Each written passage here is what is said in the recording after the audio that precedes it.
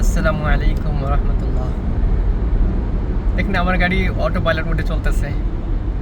ডানে গাড়ি, বামে গাড়ি, সামনে গাড়ি, পিছে গাড়ি, অথচ অটোমেটিকলি অটো পাইলট মোডে চলতেছে।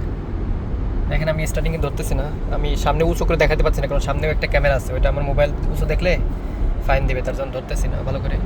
দেখেন ওই দেখেন,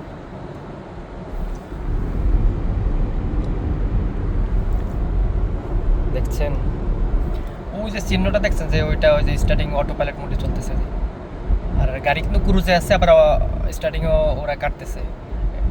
মানে এমনি এমন না যে ও ইচ্ছা মতো লেন চেঞ্জ করে এদিক সেদিক যাবে, এরকম না, ও এক লেনেই থাকবে, শুধু এক লেনেই ব্রেক করার দরকার হলে ব্রেক করবে, এটাই